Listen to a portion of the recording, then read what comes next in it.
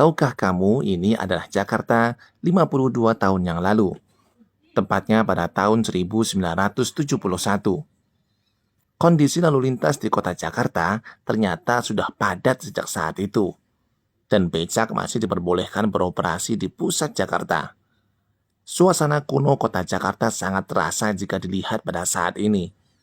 Pengangguran saat itu tampaknya lebih banyak daripada saat ini. Ditambah lagi tidak ada gadget pada masa itu, sehingga masyarakat sering berkumpul untuk menonton jika ada sesuatu yang baru. Jika kamu menjadi turis asing pada saat itu, kamu akan mendapat banyak tatapan kosong tanpa ekspresi dari orang-orang sepanjang waktu. Kondisi pemukiman warga pada saat itu terasa seperti bukan di Jakarta, melainkan seperti di pelosok kampung di Jawa. Pada saat itu komputer masih sangat langka sekali, dan mesin ketik hanya dimiliki oleh orang-orang tertentu. Kondisi angkutan umum juga masih seperti ini. Penumpang harus siap untuk mendorong oplet yang dinaikinya jika opletnya tiba-tiba mogok di tengah jalan. Bahkan harus siap basah-basahan jika hujan tiba-tiba datang. Apalagi menyalakan oplet saat itu perlu diengkel terlebih dahulu. Yang disebut oplet itu ternyata diambil dari kata Chevrolet. Pada saat itu, jika tiba waktu sholat, muadzin harus menaiki menara dahulu dan adzan tanpa menggunakan pengeras suara. Selain menggunakan angkutan seperti oplet, untuk menempuh perjalanan ke Jakarta, banyak masyarakat menempuh melalui Sungai Ciliwung dengan ketek bambunya. Perjalanan menuju kota Jakarta, tepatnya Kalibata, bisa memakan waktu hingga 2 hari menggunakan ketek ini. Saat malam hari mereka akan berhenti dan menginap di perkampungan yang dilalui. Pada saat itu anak-anak akan berlarian jika ada turis asing apalagi menggunakan perahu karet, di mana tidak ada seorang pun di sana yang memilikinya. Mereka mengira Belanda kembali lagi. Sebenarnya saya penasaran bagaimana pendidikan pada saat itu. Apakah anak-anak ini mereka sekolah seperti anak-anak di zaman ini? Pasalnya anak-anak terlihat lebih dominan bermain, berkumpul, bahkan berjualan pada saat itu.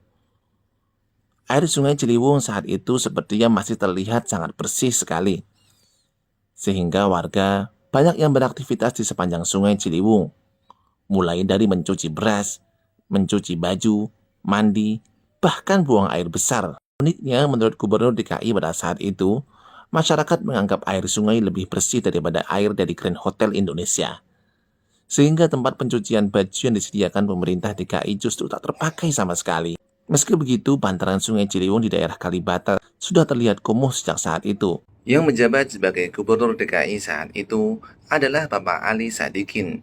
Di sini, beliau masih terlihat sangat muda dan energik sekali. Qadarullah, beliau sudah meninggal pada tahun 2008 lalu, yaitu di umur 82 tahun. Semoga Allah ampuni dan rahmati beliau. Pada saat itu juga, perjudian semacam kasino masih legal. Bahkan, sebagian pendapatan DKI Jakarta berasal dari kasino-kasino tersebut. Saat itu juga, yang menjabat sebagai Kapolri adalah Bapak Hugeng Iman Santoso, yang namanya disebut oleh Gus Dur sebagai polisi paling bersih di Indonesia. Qadarullahnya, beliau juga telah meninggal pada tahun 2004 lalu, yaitu di usia 83 tahun. Semoga Allah juga ampuni dan rahmati beliau. Itulah sepenggal kisah Jakarta 52 tahun yang lalu. Melihat kondisi tahun 1971 pada saat itu, saya berpikir ternyata zaman ini jauh lebih baik daripada saat itu. Mulai dari masyarakat yang lebih terdidik, berbagai fasilitas yang mudah didapatkan, walaupun saat ini perbedaan harga yang cukup jauh dari saat itu, namun saat ini kita semua dapat dengan mudah untuk membelinya. Meskipun saat itu tampaknya begitu primitif dan memprihatinkan, namun sepertinya ada satu perbedaan paling mencolok di mana pada masa itu jauh lebih baik daripada masa kini, yaitu kondisi udara saat itu jauh lebih baik daripada saat ini. Iya enggak? Jika saat ini kamu ada yang merasa biasa-biasa saja dan tak berguna, sepertinya kamu perlu pergi dengan mesin waktu ke 52 tahun yang lalu. Dengan kondisimu dan pengetahuanmu saat ini, kamu mungkin akan menjadi orang yang paling cerdas dan keren di zaman itu.